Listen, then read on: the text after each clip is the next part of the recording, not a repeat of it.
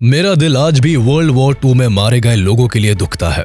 本当なる歓迎のお言葉に対し感謝します。 ये शब्द थे जापान के लॉन्गेस्ट और दुनिया के one of the longest serving emperor Michinomiya Hirohito के। हिरोहितो एक ऐसे लीडर थे जिन्होंने अपने शासन में कई ऐसे बड़े डिसीजंस लिए जिन्होंने इतिहास के पन्नों में अपने लिए जगह बना ली।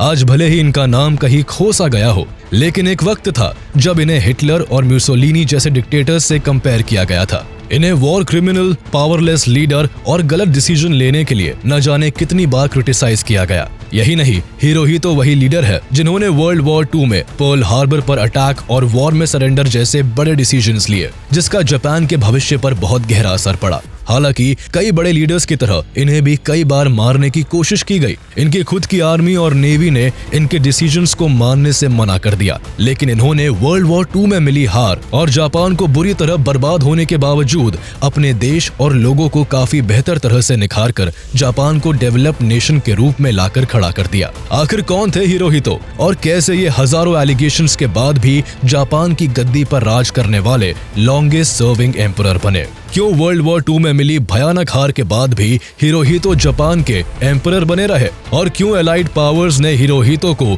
वॉर क्राइम्स के लिए अकाउंटेबल नहीं बनाया? तारीख थी 29 अप्रैल 1901, जब जापान के टोक्यो में होने वाले राजा और रानी क्राउन प्रिंस योशिहितो और क्राउन प्रिंस सदाको के घर हिरोहितो का जन्म हुआ। हिरोहितो अपने माँ बाप के पहले चाइल्ड थे, जिस कारण आगे चलकर जापान के एम्परर की गद्दी भी इन्हें ही संभालनी थी। लेकिन इनके जन्म के समय इनके दादा यानी एम्परर मेइजी का राज था और उनकी मौत के बाद क्राउन प्रिंस योशिहितो यानी इनके पिता को जापान के एम्परर की गद्दी सौंपी गई। हालांकि रॉयल फैमिली में जन्म लेने के कारण हिरोहितो को बचपन से ही एक योद्धा और एम्परर बनने की ट्रेनिंग दी जाने लगी, जिस कारण जन्म के केवल 10 हफ्ते बाद ही हिरोहितो को महलों में न रखकर कावामुरा सुमियोशी के घर पाला पोसा गया। सुमियोशी एक रिटायर्ड वाइस एडमिरल थे और इन्होंने हिरोहितो को अपने ग्रैंड चाइल्ड के तौर पर पाला था। लेकिन जब हिरोहितो 3 साल के हुए तो सुमियोशी इस दुनिया से चल बसे, जिसके बाद हिरोहितो और इनके छोटे भाई याशुहितो को दोबारा पैलेस बुला लिया गया। इसके बाद हिरोहितो जब 7 साल के हुए तो उन्हें एक ऐसे स्कूल में डाला गया जहां केवल रॉयल फैमिलीज के बच्चे पढ़ा करते थे। यहाँ हिरोहितो को मैथ्स और फिजिक्स से लेकर मिलिट्री और रिलीजियस मैटर्स तक पढ़ाए जाने लगे। लेकिन जिस चीज को सिखाने और समझाने में सबसे ज्यादा वक्त दिया गया वो फ्रूगैलिटी, पेशेंस, मैनलीनेस, सेल्फ कंट्रोल और डिवोशन जैसी वैल्यूज थी। वक्त के साथ साथ हिरोहितो एक समझदार अडल्ट बनने की राह पर थे, जिस कारण 11 साल की उम्र में उन्हें कुछ रिस्पॉन्सिबिलिटी सौंपते हुए इंपीरियल जापानीज आर्मी में एज अ सेकंड लेफ्टिनेंट और इंपीरियल जापानीज नेवी में एज एन एनसाइन कमीशन कर दिया गया था। राजा बनने के सारे तौर तरीके सीखने के साथ हिरोहितो का अपना पर्सनल इंटरेस्ट मरीन बायोलॉजी में था, जिस पर आगे चलकर उन्होंने कई बुक्स भी लिखी। हिरोहितो ने अपनी पूरी लाइफ में कई ऐसे डिसीजंस लिए जो वर्ल्ड मीडिया की नजरों में रहे और इन्हीं में से इनका एक डिसीजन अब्रॉड घूमने का भी था। दरअसल हिरोहितो जापान के पहले क्राउन प्रिंस थे जिन्होंने अब्रॉड न घूमने के ट्रेडिशन को तोड़ते हुए United kingdom, France, Netherlands, Belgium, Italy और वेटिकन सिटी को विजिट किया था।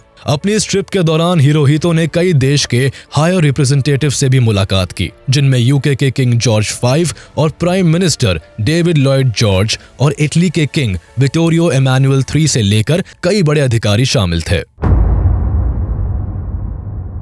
अब्रॉड ट्रिप से जापान वापस लौटने पर हिरोहितो की लाइफ धीरे धीरे पूरी तरह से चेंज होती चली गई। हिरोहितो जैसे ही जापान वापस आए उन्हें क्राउन प्रिंस नहीं बल्कि प्रिंस रीजेंट का पद सौंप दिया गया। वो इसलिए क्योंकि इनके पिता योशिहितो मेंटल इलनेस के कारण अब सत्ता चलाने के काबिल नहीं थे। हालांकि ऐसे अचानक सत्ता हाथ में आ जाने से हिरोहितो को कुछ खास परेशानी नहीं हुई, क्योंकि बचपन से ही इन्हें एम्परर बनने की ट्रेनिंग दी जा रही थी। लेकिन इस समय हिरोहितो के साथ कई इंसिडेंट्स भी हुए, जिसमें से एक खुद हिरोहितो के असैसिनेशन की साजिश थी। लेकिन ये साजिश पूरी तरह से फेल रही और हिरोहितो को जान से मारने की कोशिश करने वाले डाइसुके नाम्बा को पकड़कर पूछताछ की गई, जहां डाइसुके को एक कम्युनिस्ट होने का क्लेम किया गया और एग्जीक्यूट कर दिया गया। असैसिनेशन अटेम्प्ट के कुछ दिन बाद ही 26 जनवरी 1924 को हिरोहितो ने अपनी डिस्टेंट कजिन प्रिंसेस नागाको कुनी से शादी कर ली।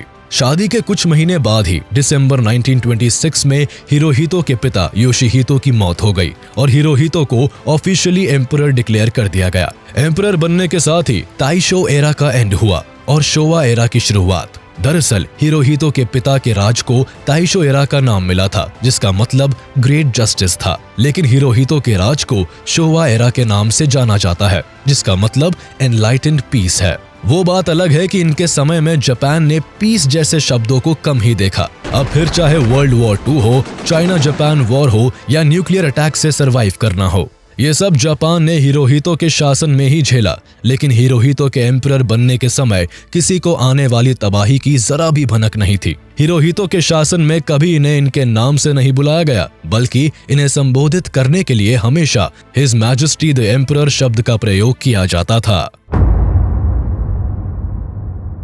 हिरोहितो के एम्परर बनने के बाद पूरी दुनिया में इनके रोल को लेकर बातें बनने लगी। हर किसी ने इनको अपने हिसाब से एक सक्षम राजा की तराजू पर तोला। Invasion of China, bombing of Pearl Harbor और जापानी surrender to the allies power जैसे बड़े डिसीजंस के कारण दुनिया भर में इनकी निंदा हुई। इन डिसीजंस के कारण ही जापान को वर्ल्ड वॉर 2 में करारी हार से लेकर न्यूक्लियर एक्सप्लोजन तक का सामना करना पड़ा। कुछ लोग मानते हैं कि हिरोहितो एक पावरलेस एम्परर थे। इनके हाथ से इनके देश की सत्ता आर्मी और नेवी के हाथ चली गई थी। लेकिन एक मशहूर स्कॉलर ने अपनी किताब में साफ तौर पर इस बात को लिखा था कि जब हिरोहितो के आर्मी चीफ ने सेकेंड वर्ल्ड वॉर में अमेरिका के one of the most important port Pearl Harbor के साथ बाकी के कुछ पोर्ट्स पर अटैक का जिक्र किया, तो हिरोहितो के चेहरे पर ना कोई शिकन थी और ना ही कोई टेंशन। उन्होंने पूरे होश और आवाज में पर्ल हार्बर पर अटैक के आइडिया को अप्रूव किया था, जिसके बाद जापान की नेवी ने देर न करते हुए पर्ल हार्बर पर भयानक अटैक कर दिया, जिसमें अमेरिका के 2400 से भी ज्यादा लोग मारे गए। मरने वालों में 2403 यूएस पर्सोनेल और 68 सिविलियंस शामिल थे। इस अटैक में 19 यूएस नेवी शिप्स और 8 बैटलशिप्स भी बुरी तरह डिस्ट्रॉय और डैमेज हो गई थी। पर्ल हार्बर पर अटैक के बाद अमेरिका का गुस्सा 7वें आसमान पर था और इस अटैक से पहले जो अमेरिका वर्ल्ड वॉर 2 में डायरेक्टली शामिल नहीं था, उसने खुलकर जापान को बर्बाद करने की कसम खा ली और बदले की आग में अमेरिका ने जापान का जवाब इनके देश के 2 बड़े शहरों हिरोशिमा और नागासाकी पर एटॉमिक अटैक के साथ दिया, जो जापान को बहुत भारी पड़ा। आज भी कई लोगों का कहना है कि जो जापान न्यूक्लियर अटैक से पहले वर्ल्ड वॉर 2 में जीतने की उम्मीद के साथ आगे बढ़ रहा था, वो न्यूक्लियर अटैक के बाद सरेंडर करने के कगार पर आ गया। इसलिए अगर जापान ने अमेरिका के पोर्ट को ध्वस्त न किया होता तो शायद वॉर का रिजल्ट और जापान का भविष्य कुछ और भी हो सकता था। हिरोहितो ने भले ही अपने समय में कई गलत डिसीजंस लिए हो, लेकिन वर्ल्ड वॉर 2 के बाद जहां जापान के पीएम से लेकर कई बड़े अधिकारियों को वॉर क्रिमिनल्स का टैग देकर उन पर केस चलाया गया, तो वही हिरोहितो को एलाइड पावर्स के कई बड़े अधिकारियों ने इस जुर्म का हिस्सेदार बनने से रोक लिया, जिसका मेन कारण जापान के भविष्य को सिक्योर करना ही था। एलाइड पावर्स का मानना था कि अगर हिरोहितो को बचा लिया गया तो उन्हें जापान में आगे अपनी सरकार बनाने और चलाने में कोई दिक्कत नहीं होगी। जब हिरोहितो ने जापान के एम्परर की गद्दी संभाली तो जापान की आर्थिक स्थिति कुछ खास नहीं थी। जापान में फाइनेंशियल क्राइसिस का दौर था, लेकिन इसके साथ ही देश में मिलिट्री और नेवी की पावर दिन पर दिन बढ़ती ही जा रही थी, वो भी दोनों कानूनी और गैर कानूनी तरीके से। साथ ही जापान में 1900 से ही कैबिनेट के फॉर्मेशन पर पूरी तरह से imperial Japanese army and imperial Japanese navy की वीटो पावर थी। यही नहीं, हिरोहितो के एम्परर बनने के साथ ही एक यूनिवर्सल मेल सफरेज लॉ भी पास किया गया था, और जिस कारण इस समय पॉलिटिकल पार्टीज भी अपनी प्री वॉर पावर्स की हाइट पर थी। देश में इतने सारे चेंजेस के साथ ही यहाँ एम्परर का कम और मिलिट्री की ज्यादा चलने लगी थी, जिस कारण 1921 से लेकर 1944 तक करीब 64 सेपरेट पॉलिटिकल वायलेंस नोट किए गए, जिसमें 1932 में प्राइम मिनिस्टर इनुकाई सियोशी तक का असैसिनेशन कर दिया गया। मोटे मोटे तौर पर देखा जाए तो यही वो समय था जब मिलिट्री पर से सिविलियंस का कंट्रोल ऑलमोस्ट खत्म हो गया था। एक समय तो ऐसा भी आया जब खुद हिरोहितो के असैसिनेशन की कोशिश की गई, और इस बार ये कोशिश किसी कम्युनिस्ट ने नहीं बल्कि एक कोरियन इंडिपेंडेंस एक्टिविस्ट ली बोंग चैंग ने की थी। लेकिन इस बार भी हिरोहितो बाल बाल बच गए। इन सभी इंसिडेंट्स के बीच जापान की मिलिट्री ने कई बार कू करने की कोशिश की, लेकिन हर बार इनके हाथ खाली ही रहे। भले ही हिरोहितो की मिलिट्री अपनी मनमानी कर रही हो, लेकिन एक एम्परर होने के नाते उन्होंने अपने देश को मजबूती से बचाए रखा। एम्परर के खिलाफ इस कू की साजिश एक जूनियर आर्मी ऑफिसर्स ने रची थी, जिसमें कई हाई रैंकिंग ऑफिसर्स के साथ खुद हिरोहितो के भाई यासुहितो और प्रिंस चिचिबू भी शामिल थे।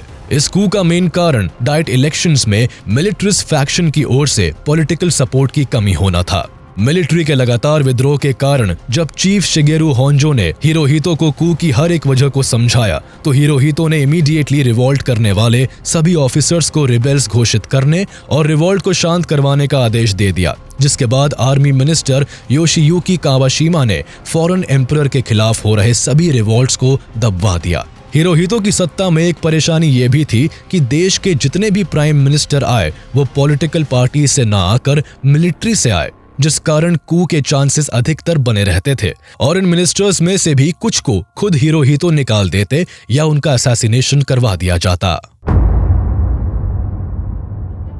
इन सभी इंसिडेंट्स के बीच जापान का चाइना के साथ भी कॉन्फ्लिक्ट दिन पर दिन बढ़ता चला गया और इसी बढ़ती टेंशन के बीच जापान ने मंचूरिया पर अटैक कर उसे अपने कंट्रोल में करने का पूरा प्लान बना लिया। लेकिन इसके लिए उन्हें रीजन की जरूरत थी, क्योंकि अगर बिना किसी रीजन के जापान चाइना में अपनी मिलिट्री भेज देता तो दुनिया भर में जापान की निंदा होना तय थी। तो बस इसी रीजन को खोजते हुए 1931 में जापानीज आर्मी ऑफिसर्स ने सो कॉल्ड मंचूरियन इंसिडेंट का खेल रचा, जिसमें जापानीज ऑफिसर्स ने खुद अपने यहाँ रेलवे एक्सप्लोजन करवाए, लेकिन ब्लेम चाइना के सिर थोप दिया और इसी एक्सप्लोजन को कारण बनाकर जापानीज मिलिट्री चाइना के नॉर्थ ईस्टर्न एरिया में घुस गई और मंचूरिया को टेक ओवर कर लिया। जापानीज आर्मी ने चाइना के कई पार्ट्स में बुरी तरह तबाही मचा दी। चाइना की कई टेरिटरीज को कब्जाने के समय जापान के सोल्जर्स ने कई अनएथिकल और अनजस्टिस काम भी किए। जैसे इस पूरे वॉर में जापान के सोल्जर्स ने करीब 20 से 30 मिलियन चाइनीज सिविलियंस को मौत के घाट उतार दिया था,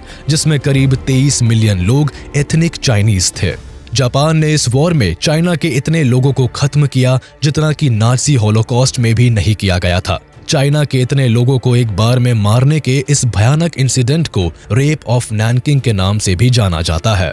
जापान ने मंचूरिया को कैप्चर कर वहां अपनी पपेट गवर्नमेंट स्टैब्लिश कर दी। मंचूरिया के साथ ही जापान ने आसपास के एरियाज को भी कैप्चर करने का पूरा प्लान बनाया हुआ था। अब हिरोहितो को इस वॉर में हुए हर एक मर्डर और रेप की खबर थी। उसे ये भी पता था कि जिस तरह से दुनिया में जापान के इस मास मर्डर की निंदा हो रही है वो उनके देश के लिए ठीक नहीं है। लेकिन फिर भी हिरोहितो ने अपनी मिलिट्री को रोकने की कोई कोशिश नहीं की, जिसकी वजह खासकर हिरोहितो का डर बताया जाता है। हिरोहितो को डर था कि अगर उसने मिलिट्री को रोकने की कोशिश की तो कहीं ऐसा ना हो कि मिलिट्री उसे ही उसकी गद्दी से उतार फेंके। इस डर के कारण ही हिरोहितो ने सेकेंड सीनो जापानीज वॉर में केमिकल वॉरफेयर के इस्तेमाल और किसानों तक को बर्बाद करने की इजाजत दे दी। हिरोहितो चाहते हुए भी रिस्पॉन्सिबल लोगों को सजा देने में पूरी तरह से नाकामयाब रहे। एक तरफ सेकेंड सीनो जापानीज वॉर तो वही दूसरी ओर सेकेंड वर्ल्ड वॉर। सितंबर 1940 में जापान ने नाजी जर्मनी और फैशिस्ट इटली के साथ ट्राइपार्टाइट पैक्ट साइन कर लिया, जिसके तहत अब जापान वर्ल्ड वॉर 2 में एक्सिस पावर का हिस्सा बन गया और एलाइड पावर की ओर दीवार बनकर खड़ा हो गया। हालांकि इस पैक्ट के सही मायने एक दूसरे के लिए मुसीबत के वक्त खड़ा होना था, यानी अगर सेकेंड वर्ल्ड वॉर में कोई भी कंट्री इन 3 देशों के खिलाफ खड़ी होती है तो ये सभी एक दूसरे के लिए लड़ेंगे। पैक्ट साइन करने के साथ ही जापान ने फ्रेंच इंडो चाइना को ऑक्यूपाई करने के लिए वहां अपने ट्रूप्स भेज दिए, जिस बात से नाराज यूनाइटेड स्टेट्स ने जापान के ऊपर इकोनॉमिक सैंक्शंस लगा दिए, जिसमें ऑयल एंड स्टील भी शामिल थे। अब वैसे तो पहले ही अमेरिका और जापान के रिश्ते कुछ खास नहीं चल रहे थे, लेकिन इस प्रतिबंध के बाद जापान का अमेरिका को लेकर पर्सपेक्टिव क्लियर हो गया और जापान ने अमेरिका के खिलाफ खुलकर लड़ाई करने का डिसीजन ले लिया। हिरोहितो को भी अपनी सरकार की बात एकदम ठीक लगी और उसने वॉर के बीच में ही अमेरिका के पोर्ट पर्ल हार्बर को अपना निशाना बना लिया, जिसके बाद जापान ने दिसंबर 7, 1941 को होनोलुलु हवाई के नजदीक US naval base Pearl Harbor को बॉम्बिंग करके पूरी तरह से डिस्ट्रॉय कर दिया। अमेरिका ने भी देर ना करते हुए अगले ही दिन जापान के ऊपर वॉर डिक्लेयर कर दिया, जिसका रिजल्ट जापान के ऊपर न्यूक्लियर अटैक के साथ ही एलाइड पावर्स की जीत के रूप में हुआ। हालांकि न्यूक्लियर अटैक के पहले आने वाले 7 महीनों तक जापान ने Dutch east Indies, British Singapore, New Guinea, Philippines और साउथ ईस्ट एशिया से लेकर पैसिफिक के नंबर ऑफ अदर लोकेशंस को सक्सेसफुली ऑक्यूपाई कर लिया था। लेकिन जून 1942 आते आते जापान का वॉर में रोल बदलने लगा, स्पेशली ग्वाडल कैनाल की बैटल के बाद। और फाइनली 1944 आते आते जापान के लीडर्स को समझ आ गया था कि अब वॉर में उनका जीतना आसान नहीं। लेकिन फिर भी जापान के एम्परर हिरोहितो ने एटॉमिक अटैक तक लड़ाई लड़ी और वॉर जीतने के लिए अपनी हर एक कोशिश की। दुनिया का पहला और आखिरी न्यूक्लियर अटैक वो जापान के ऊपर किया गया। इस अटैक के बाद हालांकि अमेरिका को भी दुनिया की खरी खोटी सुननी पड़ी, लेकिन एट लास्ट कई लोग आज भी यही मानते हैं कि ना जापान ने अमेरिका को वर्ल्ड वॉर 2 में छेड़ा होता और ना अमेरिका इतनी बेरहमी से बदला लेता। लोग आज भी हिरोहितो को पर्ल हार्बर को निशाना बनाना उनके जीवन की एक बहुत बड़ी गलती मानते हैं। पर्ल हार्बर पर अटैक के साथ ही अमेरिका ने एटॉमिक वेपन डेवलप करना शुरू कर दिया था और बाद में इस अटैक को जापान के पर्ल हार्बर अटैक का बदला बताया। कई हिस्टोरियंस आज भी इस बात को मानते हैं कि एम्परर हिरोहितो चाहते तो इस वॉर को आगे ही ना बढ़ने देते। वो इसे रोक सकते थे क्योंकि उन्हें पहले ही इस बात की खबर लग गई थी कि जापान का जीतना बहुत मुश्किल है। यही नहीं, प्रिंस फुमीमारो कानो इकलौते ऐसे सीनियर स्टेट्समैन थे जिन्होंने फरवरी 14, 1945 को हिरोहितो की वॉर ऑफिशियल मीटिंग में सरेंडर के प्रस्ताव को पेश करने की मांग की थी। लेकिन हिरोहितो ने सरेंडर के मुद्दे को तवज्जो न देकर वॉर को आगे बढ़ाए रखना चाहा।